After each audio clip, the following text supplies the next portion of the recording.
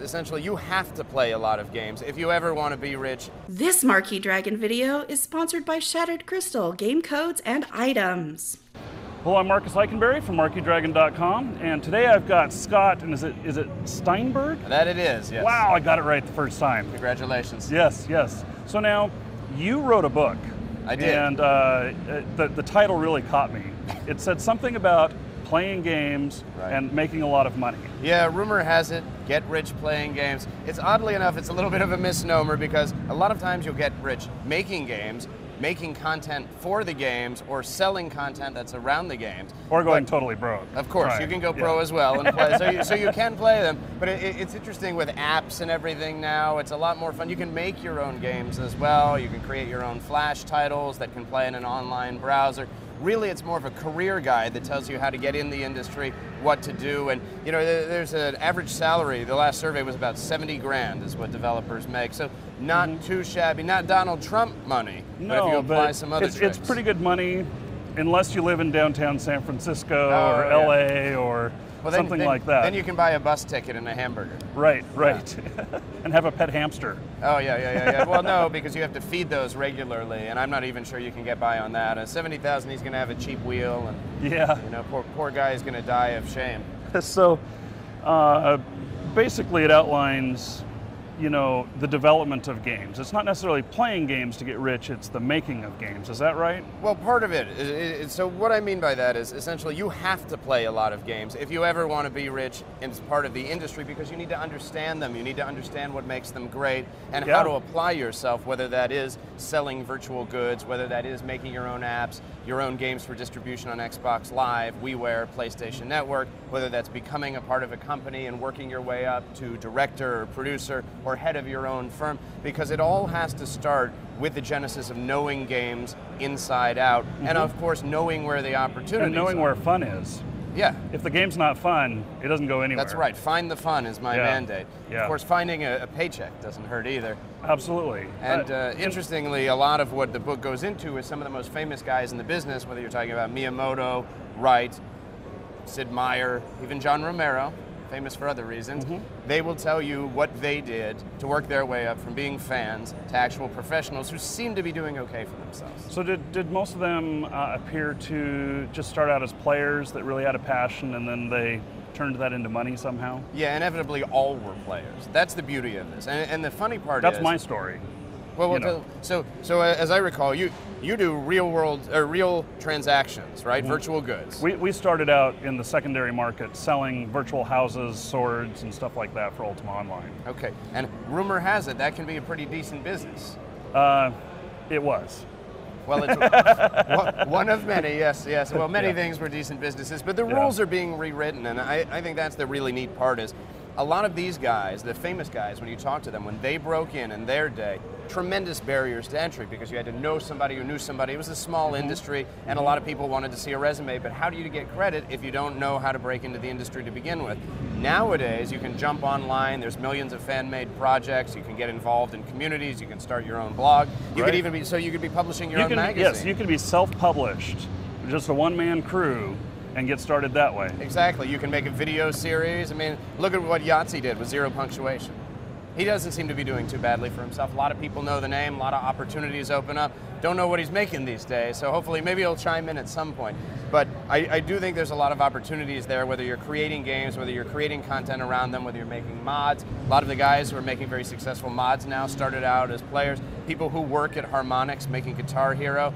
I mean, or when they made Guitar Hero, actually got their start there as level designers through the game. A lot of people with the Rock Band Network now can make their own music tracks for that, get their tracks in the game, sell those tracks, so a lot of opportunities. I think the key is to make sure you're doing not only what you have a passion for, because everybody says that, and that's kind of a corny line, but something that's practical, that you can apply yourself to, that you're not going to feel as a job, because you are going to have to do it 24/7. The problem is, everybody wants to be in games, everybody wants to make money at the games business, and you've got to work just as hard, if not harder, than the millions of others to prove yourself and make yourself stand out. So, do you think that someone needs to go to a game finishing school in order to do this, like DigiPen or something like that? No, not necessarily. And by that what I mean is games today are collaborative efforts, and you can get the knowledge of how to make them and apply yourself as part of a team virtually anywhere. So whether you're a software engineer, a graphic designer, if you want to be a level designer, they don't even offer a degree for that. So Right. you don't have to have a specialized program. They can help. They can open doors because they have career programs, relationships established with publishers, software developers. They can help you see what it's like to work with specific toolkits and with specific game mechanics and where you can find that fun and what it's like to work on a team. But in many cases, those same management practices, those same creative practices can be self-taught, or you can find them in plenty of other disciplines or traditional schools. But I would advocate going to school, period, because the discipline that you get from it, the knowledge you get But you from it. need to have some education. Yes, no, education is power. It's true, and in fact, many of the world's most famous game designers will tell you that the only thing they have over the common guy isn't some special magical God-given talent, it's just the fact that they had the experience and know-how, and they had to fall on their face for 10 years to get it, and then it finally took. Yep, the entrepreneur. Yeah, Yeah, go bankrupt twice before you make it.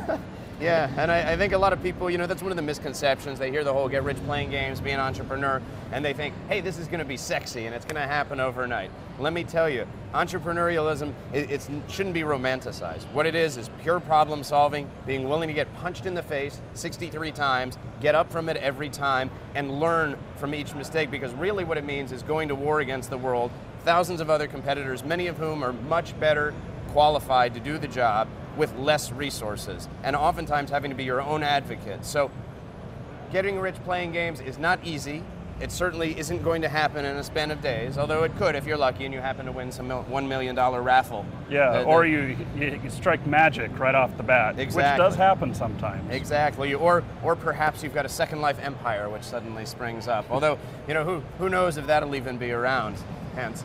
But that said, yeah, I mean, to do it, there's no one true formula. And I think if you read the book, if you go in expecting that, hey, I'm going to find a linear path from A to B to C, you're going to be disappointed, because everyone will tell you, if it was that easy to put it in a simple formula, everyone would be doing it. It's hard work. Yeah, but that it's hard tremendous. work pays off. Yeah, it's tremendously hard work, and problem solving is imperative, and everybody does it their own way. And actually, I think, it's not get rich fast playing games, right? It's a career. Yeah, and not only is it a career, but it's also a learning experience. And I actually think that by doing it the hard way and having to suffer and figure out how you do it with fewer resources, without knowing how to do it, diving in and just getting your hands dirty and learning those lessons and applying yourself, I actually think that's a better way, because then when success does come, you'll be better prepared to deal with it and handle things like sequels, because how many guys do we know that cracked under the pressure, that had a one-hit wonder, shot in the dark, made tons of money overnight, and then it was lightning in a bottle?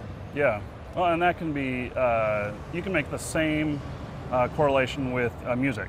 Yeah. A lot of one-hit wonders, and then you wonder what happened to them. Yeah, and you never know what happens. Sometimes it's politics, sometimes it's the label decided to sabotage it, sometimes not enough marketing, sometimes it's very much a function of timing, sometimes the creative process has changed entirely, because when you're young and hungry, you're putting out your best work, and then you get comfortable and things change. You never know. I mean, even Nolan Bushnell, a friend of mine who founded Atari, will tell you, I made the mistake of thinking I could capture lightning in a bottle twice. All the subsequent projects, for the most part, after Chuck E. Cheese, tended to be difficult roads. So any of these guys, whether you talk to Trip Hawkins, whether you talk to Randy Pitchford from Gearbox Software, they will tell you that it's not a surefire thing, and you never know what's going to take. And just because you have success at one point in your life with one type of project doesn't mean it's ever replicable again. So you need to enjoy it while it lasts, take away what you can from the experience, and apply it to future projects. Yeah. So what is the name of your book again? Get Rich Playing Games. You can download it free online. Oh, it's for free online? 100% free, no strings attached. I guess I'll have to find a link to that. Yeah, check it out, getrichgaming.com. Okay, and is it also available in print form? You can buy it in print form, you can buy it from Amazon, you can buy it from Lulu, Barnes & Noble has it. You're more than welcome to give us your money, but we're not getting rich off the books. Feel free to download it, we welcome it, we love feedback, and any additions that you have, please, please, please let us know, because there will be future editions, and we'd love to have your feedback. Excellent. Scott, thank Marcus, you very much. I appreciate it. Cheers. Good to be here.